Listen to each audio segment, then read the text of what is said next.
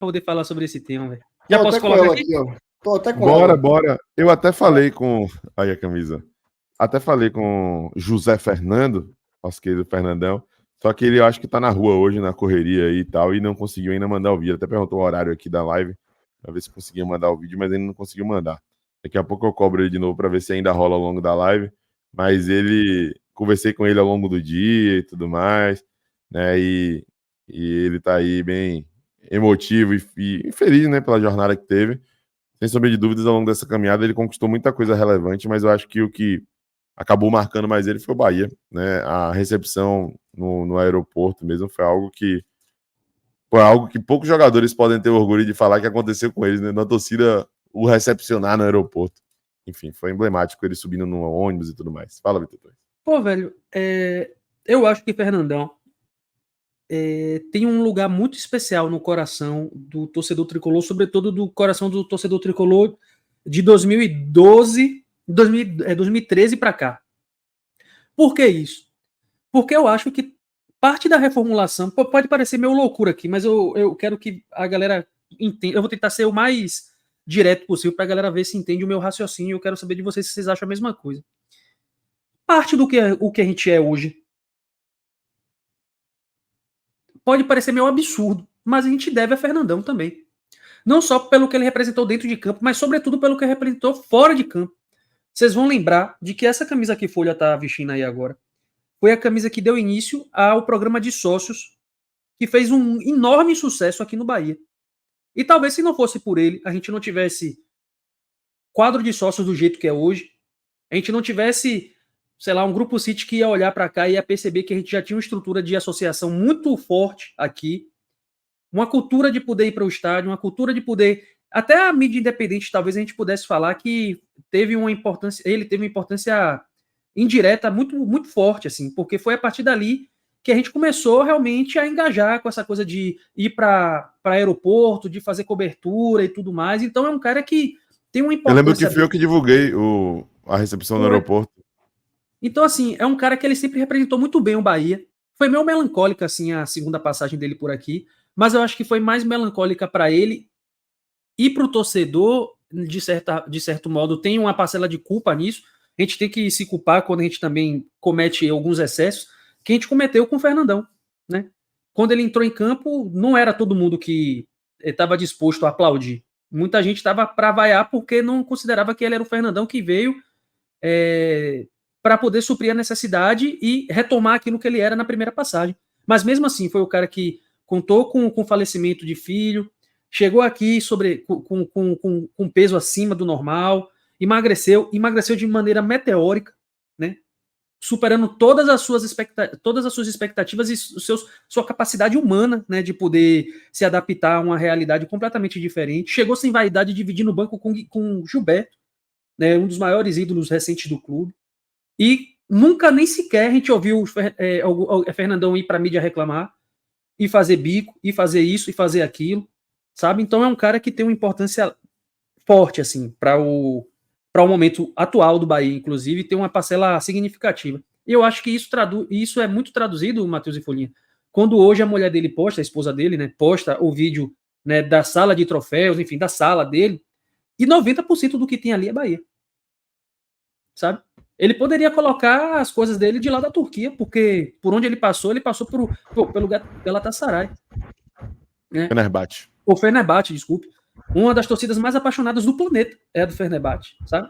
Os caras são loucos lá. Talisca mesmo já falou sobre a torcida de lá e tudo mais, e assim, ele escolheu um lugar carinhoso para poder colocar na sala dele com maior destaque, que é o Bahia. Né? Então eu falo de Fernandão com pesar, gostaria muito de que ele pudesse ter passado pela segunda janela aqui, mostrando um futebol que hoje a gente pudesse falar, pô, ele passou pela primeira e pela segunda, sabe, de maneira excepcional, mas a segunda passagem dele, embora ele tenha feito muitos gols, inclusive, viu? Mas foi importante. Eu acho que a última lembrança que eu tenho dele foi dele agarrando, né? Acho que foi a lembrança mais recente. Eu mais tava lá, inclusive, do jogador. Contra o Santos. Muito legal. Inclusive, Vitor, você falou aí da questão de que a segunda passagem dele ele estava um pouco acima do peso, precisou ganhar ritmo, ganhar forma. E eu me lembro de ter jogo que ele pediu para jogar com o time sub-20 porque ele queria Transição. tentar melhorar, fazer essa transição, ele não queria ficar só nesse sub-23, ele não queria ficar só nesse processo de academia e tal, não sei o quê. Ele queria, enquanto não estava sendo utilizado no time titular, ser utilizado no time sub-23 para poder justamente ganhar, recuperar essa forma dele. Eu estava no jogo que ele foi representado na Fonte Nova, eu lembro desse dia. Olha aí, ó, já pra você comentar também, Matheus, isso aí que Ítalo falou faz total sentido pra mim, tá? Ixi, aí... Vou pra você, Vitor? Folha. Fui eu.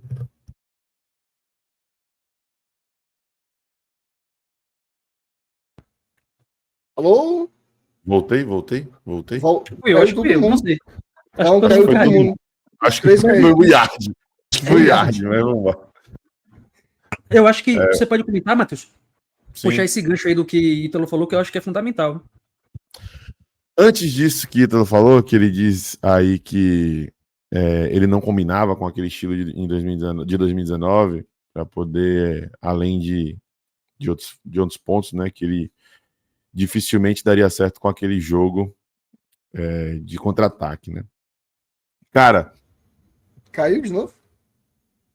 Eu acho que tá dando algum bug, velho. Tá. Eu tô até com receio de falar aqui que eu vou envolver sentimento e tal. Não quero falar à toa, não, velho. Pra mim agora, eu não caí. Pra mim agora só você caiu. Tá ok. Pode seguir. É, porque tinha caído de novo aqui, Vitor, depois. Mas vamos lá. Cara, eu tenho uma relação muito pessoal aí com a situação de Fernandão, né? Porque eu tive oportunidade de viver algumas coisas assim que, para mim, naquela época, quando torcedor, assim, eram coisas marcantes. Fernandão marcou uma geração para mim em 2013. Eu lembro de ir na Fonte Nova muito motivado por ver ele, e ele acabou sendo uma peça fundamental para que um primo meu, João Guilherme, que na época se dizia torcedor do Flamengo, morava no Espírito Santo, passasse a ser definitivamente Bahia, porque foi naquele 3-0 contra o Flamengo em 2013 que Fernandão acaba com o jogo, faz gol e tudo mais, que ele acaba decidindo ser Bahia mesmo e tal. Então eu lembro daquele jogo com muito carinho, assim, com muito afeto, e Fernandão foi uma peça crucial para a construção daquele resultado. E sem sombra de dúvidas passou a ser uma referência e uma fagulha de esperança em um ano tão difícil para o torcedor do Bahia, né? 2013 é um ano, né, de amargura, de decepção e castigo, assim, para o torcedor. Sem sombra de dúvidas. Mas quando ele voltou em 2019, eu acabei tendo acesso a muita informação. Eu tinha um bom relacionamento com Daya, né, com a esposa de Fernandão, e ela passava uma coisa ou outra. Teve até aquela madrugada que o pessoal ficou acordado para poder esperar o anúncio às 00:20, achando que ia acontecer, né? E no final das contas o anúncio acabou sendo só de manhã, com a questão lá do petróleo e tudo mais. E aí eu acabei soltando o horário da ida para o aeroporto, que ela me informou o desembarque, a chegada e tudo mais.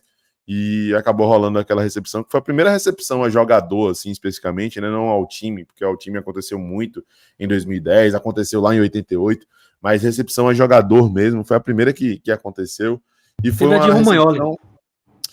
mas a de Romagnoli não foi uma mobilização absurda da torcida, foi uma muqueca que foi ali para poder tentar convencê-lo a ficar.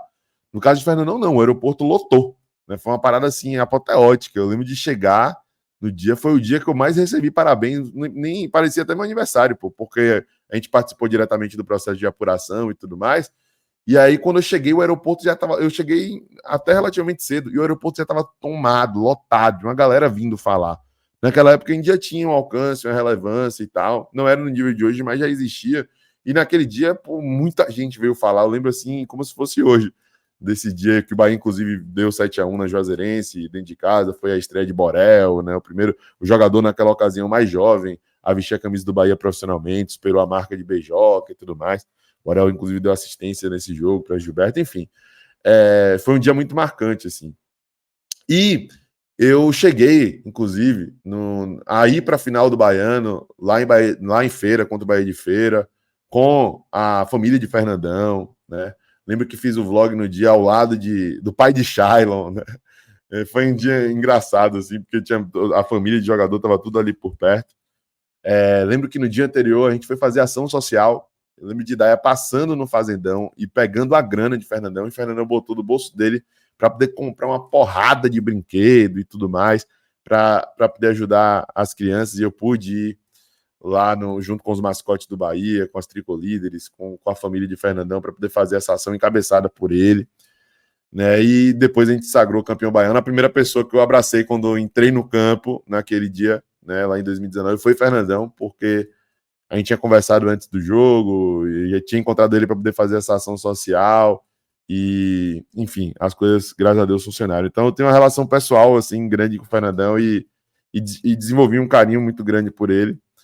Vi ele passar por essa dificuldade aqui em 2019 de perto e percebi a angústia dele e da família, mas ele tinha que escalar uma montanha muito grande, cara. Que Fita falou aí, a disputa com o Gilberto era algo difícil, tem a questão que Ítalo mencionou do estilo de jogo lá em 2019, que era um jogo de transição, e a gente precisava ter um atacante de mais mobilidade. Gilberto participava muito desses contra-ataques do Bahia, né? E Fernandão não tinha essa mobilidade toda. Enfim, várias coisas, o falecimento da filha, ainda no ventre da mãe, foram muitas situações complicadas, adversas, e ainda assim ele saiu com bons números. Quando ele saiu, ele ainda abdicou, não sei se na época isso repercutiu muito, mas abdicou de R$1 milhão que tinha de multa, ele não cobrou nada do Bahia, foi uma situação totalmente amigável ali e tudo mais. Então, assim, é um cara que marcou a minha geração, marcou a nossa geração, e por mais que tenha jogado no Bahia somente em 2013 e ali em 2019, em uma parte de 2020 e tal, eu acho que foi um jogador que representou assim um pouco da esperança que o torcedor do Bahia precisava naquele momento e preencher um pouco da carência que a gente tinha depois de anos de tanto sofrimento. Então, sem sombra de dúvidas, é um dia marcante aí para o torcedor do Bahia, e Fernandão merece todas as homenagens que tem recebido ao longo desse dia. Fiz questão de fazer as postagens no Sou Mais Bahia, no meu perfil pessoal também, porque eu acho que é um cara que, independente de como as coisas aconteceram na sua saída, merece demais esse respeito por parte do torcedor tricolor, né? Então, boa sorte para Fernandão nessa nova empreitada aí na carreira. Vida de aposentado, essa pós-carreira é complicada, a gente sabe, né? Principalmente para tratar do mental, do psicológico.